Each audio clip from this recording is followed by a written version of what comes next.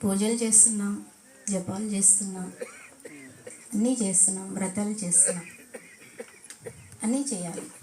కానీ దాని ద్వారా పర్సంటేజ్ ఎంత వస్తుంది అంటే 20-40, ధ్యానం చేస్తే 100%.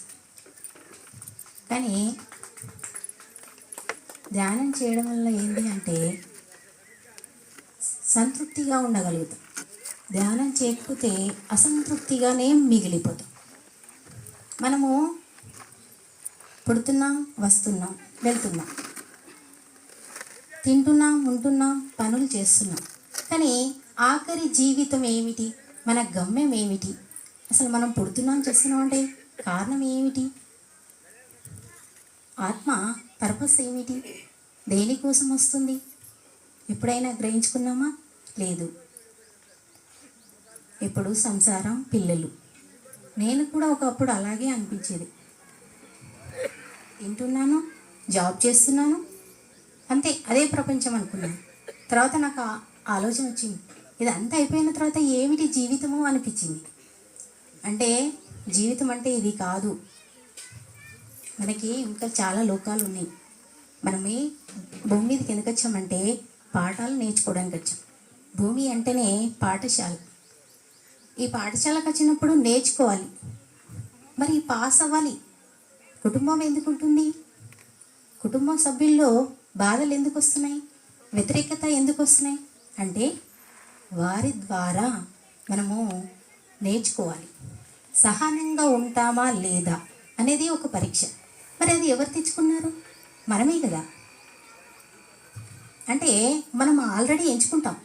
ఏమని ఎంచుకుంటాం? ఒక ఫ్యామిలీ తీసుకుంటాం, ఎంతమంది పిల్లలు కావాలన్నా కూడా తీసుకుంటాం, అత్తమామని కూడా తీసుకుంటాం. తర్వాత ఇక్కడ వచ్చాక అత్త తిట్టింది, కోడళ్ళు ఎదురు మాట్లాడుతుంది అని అంటాం. కానీ ఎందుకు అలా జరుగుతుందని ఎప్పుడైనా ఆలోచించామా? లేదు. అంటే ఎందుకు జరుగుతున్నాయి?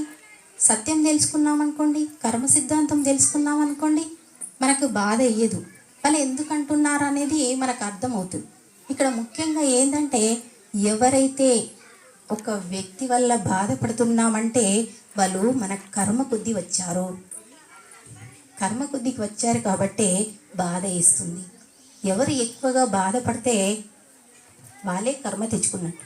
మరి దాని పట్ల ఎలా ఉండాలి? పాస్ అవ్వాలి. సమస్యలు వస్తాయి, అందరికీ వస్తాయి. సమస్యలు తెచ్చుకుందే మనం పాస్ అవ్వడానికి. ఇక్కడికి వచ్చాక వ్యతిరేక భావన చేస్తున్నాం. అంటే మన ఎప్పుడైతే వ్యతిరేకంగా ఉంటున్నామో, సమస్యకి వ్యతిరేకంగా ఉంటున్నామో ఆత్మస్థితి కోల్పోతుంది. అంటే కిందికి దిగజారిపోతుంది. ఉన్నవాళ్ళుగా పుట్టడానికి కారణం ఏమిటి? బీదవాళ్ళుగా పుట్టడానికి కారణం ఏమిటి? అంటే బీదవాళ్ళుగా పుట్టడానికి కూడా కారణం మనమే. ఉన్నవారిగా పుట్టడం కూడా కారణం మనమే. ఎందుకంటే ఆత్మస్థితి కోల్పోయినప్పుడు కింది స్థాయికి వచ్చేస్తుంది. అప్పుడు మనం ఏ విధంగా అయితే ప్రవర్తించామో అన్నీ ఆకాశ రికార్డులో రికార్డ్ అయిపోతాయి. దాని ప్రకారంగానే నెక్స్ట్ జన్మ తీసుకుంటాం. మరి మంచి పనులు చేసినప్పుడు, అన్నిట్లో పాస్ అయ్యి ముందుకెళ్తున్నప్పుడు ఒక స్థితి ముందుకెళ్తుంది, ఒక స్టెప్ ముందుకుంటుంది. అప్పుడు ఉన్నోళ్ళు ఎలా వచ్చారు, బీదోళ్ళు ఎలా వచ్చారు? బ్రహ్మదేవుడు రాయడు, రాతలన్నీ మనమే రాసుకుంటాం. ఎవరు రాయరు. బ్రహ్మదేవుడు రాయడు, మన రాతలు మనమే రాసుకుంటాము. బాధలు కూడా మనమే తెచ్చుకుంటాము, సంసారం కూడా మనమే తెచ్చుకుంటాము, అన్నీ మనమే తెచ్చుకుంటాం. అన్నీ మన అంగీకారంతోనే జరుగుతాయి. కానీ ఇక్కడ వచ్చాక ఏదైనా మిస్టేక్ జరిగిందంటే తండ్రి వల్ల జరిగిందని కొడుకు అంటాడు.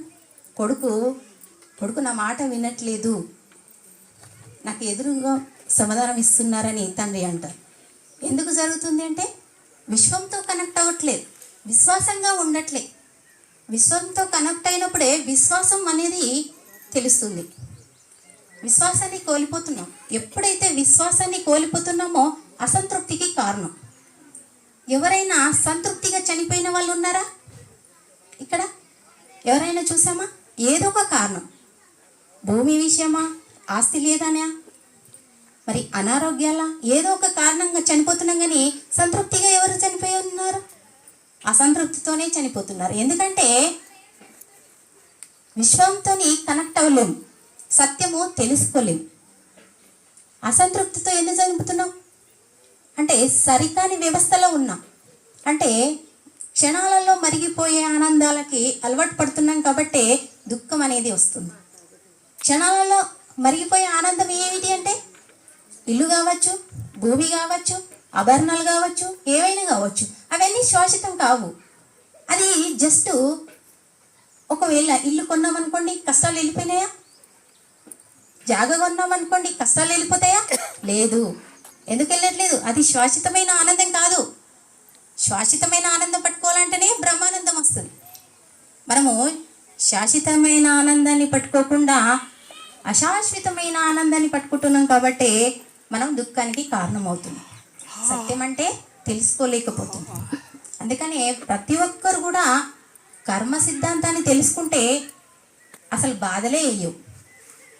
మరి బ్రహ్మ ఆనందం ఎలా లభిస్తుంది అంటే విషయ భోగాల పట్ల ఆసక్తి తగ్గినప్పుడే బ్రహ్మ జ్ఞానం వస్తుంది, లేకపోతే రాదు. ఎంత ధ్యానం చేసినా సరే కష్టాలు పోవు. ఎంత ధ్యానం చేసినా కూడా కష్టాలు పోవు. ఎందుకు పోవు అంటే శాశ్వతమైన ఆనందం పట్టుకోవట్లేదు. అశాశ్వతమైన మీద దృష్టి పెడితే జీవితం మొత్తము చనిపోయేంత వరకు అసంతృప్తిగానే మిగిలిపోతాం. అలా మిగలకూడదు. ఎందుకంటే మానవులంటే ఏంటి?